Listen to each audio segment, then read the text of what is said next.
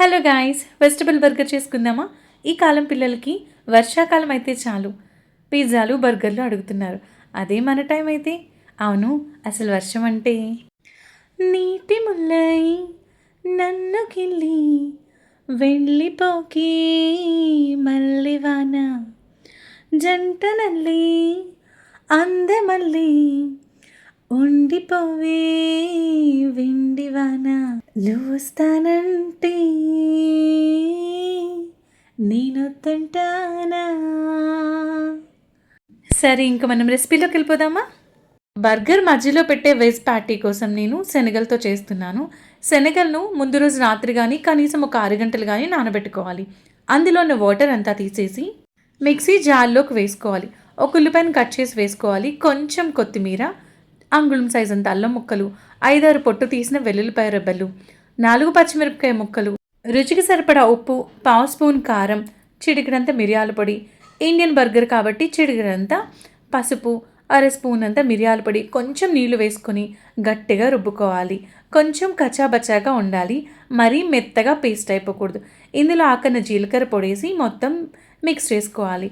ఇలా మీరు చేతికి పట్టుకుంటే ఇలా ముద్దలా తగలాలి. ఇలా ముద్ద అవ్వకుండా ఒకవేళ పల్చన అయిపోయిందానికి శనగపిండి కానీ ఓట్స్ కానీ యాడ్ చేసుకోండి, సరిపోతుంది. రెడీ చేసుకునే దాన్ని పక్కన పెట్టుకొని ఒక చిన్న మిక్సీ జార్ తీసుకొని 2 బ్రెడ్ ముక్కలు వేసుకుని పౌడర్ చేసుకుని బ్రెడ్ క్రమ్స్ ప్రిపేర్ చేసుకుని పక్కన పెట్టుకోవాలి. ప్యాటీలను ప్రిపేర్ చేసుకుని చిన్న చిన్న ముద్దలుగా చేసుకోవాలి. వడల్లాగా గారెలాగా చేసుకుంటాం కదండి, అలా చేసుకొని ఇలా బ్రెడ్ క్రమ్స్లో ముంచాలి. నాకు అర్థమైంది ఏంటంటే అసలు ముద్దగలా గట్టిగా రుబ్బుకున్నా కూడా అందులో వేసినది జారిపోయింది. అందుకే నేను అరచేతిలో వేసి అటు ఇటు బ్రెడ్ క్రమ్స్ వేటి మేనేజ్ చేస్తున్నాను.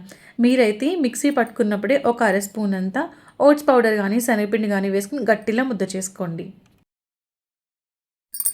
మందంగా దలసరిగా ఉన్న ఒక ప్యాన్ని తీసుకోండి. అది అట్ల పెనం అయినా పర్వాలేదు, లేదంటే ఇలా క్యాస్ట్ ఐరన్ తవ్వ అయినా పర్వాలేదు. తీసుకొని వీటిని ప్యాటీస్గా ప్రిపేర్ చేసుకుని వేసుకోవాలి. వడల్లాగా చేసుకొని ఇలా మంచిగా స్ప్రెడ్ చేసుకుని ఆయిల్ వేసుకొని స్టవ్ని లో ఫ్లేమ్లో ఉంచుకొని ఒకవైపు కాలేంత వరకు మూత పెట్టుకొని ఉంచుకోవాలి. ఒకవైపు పూర్తిగా కాలిన తర్వాత ఇంకోవైపు టర్న్ చేసుకోవాలి. మీకు పాటీలు క్రిస్పీగా కావాలంటే మాత్రం రెండో వైపు టర్న్ చేసిన తర్వాత మూత పెట్టకూడదు. అర స్పూన్ అంతా ఆయిల్ యాడ్ చేసుకోవాలి. 2 చుక్కలు చొప్పున చేసుకొని ఇలా పక్కకు తీసుకోవాలి. అలాగే ఇంకొన్ని పాటీలు కూడా నేను ప్రిపేర్ చేసుకుంటున్నాను. లేదు, బయట బర్గర్ అంతా మీకు ఓవర్ క్రిస్పీగా క్రంచీగా కావాలంటే మీరు డీప్ ఫ్రై చేసుకోండి. మీరు ఇంట్రెస్టెడ్గా అనిపిస్తే డీప్ ఫ్రై చేసుకోండి.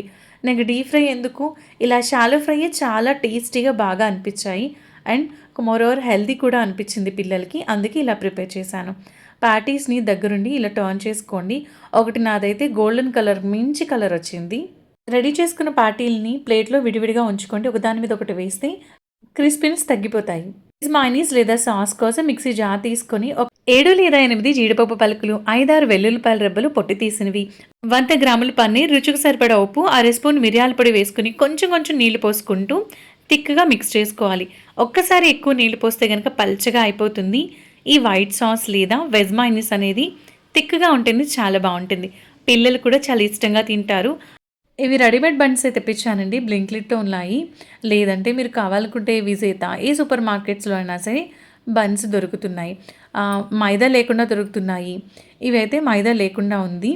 అలాగే మల్టీగ్రెయిన్ ఆటతో వచ్చినవి కూడా వస్తున్నాయి. కాకపోతే ఈ వెజ్ బర్గర్ మధ్యలో కట్ చేయడం పెద్ద టాస్క్. చాలా స్మూత్గా ఉంటుందేమో, కట్ చేస్తుంటే పక్కకి వెళ్ళిపోతుంది. బర్గర్ల మధ్యలో కట్ చేసి ఒక పీస్ పైన మనం ప్రిపేర్ చేసుకున్న వెజ్ మైనీస్ లేదంటే వైట్ సాస్ని వేసుకొని, ఇంట్లో రెడీగా నాకు గ్రీన్ చట్నీ ఉంది. మా పిల్లలు గ్రీన్ చట్నీ యాడ్ చేస్తే ఇష్టపడతారు. ఇది ఆప్షనల్ అండి. గ్రీన్ చట్నీ కంపల్సరీ ఉండాలని ఏం లేదు. గ్రీన్ చట్నీ లేకపోయినా ఇలా కచప్ ఒకటే యాడ్ చేసుకుని ఇంకో పక్కన వైట్ సాస్ వేసుకుంటే చాలా బాగుంటుంది. ఆనియన్ని, టొమాటోని స్లైస్ కింద కట్ చేసుకుని పెట్టుకోండి. వాటిపైన చిటికెడంత పెప్పర్ని, చిటికెడంత సాల్ట్ని జల్లుకుంటే టేస్ట్ బాగుంటుంది. రూమ్ టెంపరేచర్లో ఉన్న చీజ్ స్లైస్ని ఒకటి యాడ్ చేశాను. మనం ముందుగా రెడీ చేసుకున్న చిక్ పీ ప్యాటీని పెట్టుకున్నాను. శనగలతో తయారు చేసిన ప్యాటీని ఈ రెండింటిని మిక్స్ చేసుకుని 2 బన్లు యాడ్ చేస్తే బర్గర్ చూసారు రెడీ అయిపోయింది. సో సింపుల్ అండ్ ఈజీ అండి. ఇలా మనం ఇంట్లో తయారు చేసి పెడితే పూర్తిగా ఇది హెల్దీ అని చెప్పను, కానీ మన చేతులతో చేస్తున్నాం కాబట్టి ఏం వేస్తున్నామో ఏం చేస్తున్నామో అనేది మనకి ఐడియా ఉంటుంది. ఈ విధంగా బర్గర్ని ప్రిపేర్ చేసుకున్న తర్వాత అలా డైరెక్ట్గా కావాలంటే తినచ్చు, కానీ చీజ్ అనేది కొంచెం సాల్టీగా ఉంటుంది. అట్ ద సేమ్ టైం కింద బేస్ కొంచెం క్రిస్పీగా అయ్యి ఆ చీజ్ మెల్ట్ అయితే టేస్ట్ చాలా బావుంటుంది కదా! స్టవ్ మీద ఇలా ఐరన్ తవ్వాని కానీ, లేదంటే దోస పెన్నాన్ని కానీ పెట్టుకొని, అందులో ఇలా మనం రెడీ చేసుకున్న బర్గర్‌ని పెట్టుకొని, మూత పెట్టుకొని, కింద లేయర్ కొంచెం క్రిస్పీగా రావాలంటే 5 నిమిషాలు, ఇంకొంచెం క్రిస్పీగా కావాలంటే 6 నిమిషాలు పెట్టుకుంటే సరిపోతుంది. అంతకన్నా ఎక్కువ సేపు ఉంచారంటే మాత్రం అడుగున మాడిపోయే ఛాన్స్ ఉంటుంది. అంతేనండి. Tasty and crispy high protein burger ready అయిపోయింది మనకి. చాలా యమ్మీగా ఉంటుంది. బర్గర్‌ని మీరు ఇలాగ తినడానికి ఇష్టపడతారా? లేదంటే మధ్యకి కట్ చేసుకొని తినడానికి ఇష్టపడతారా చెప్పండి?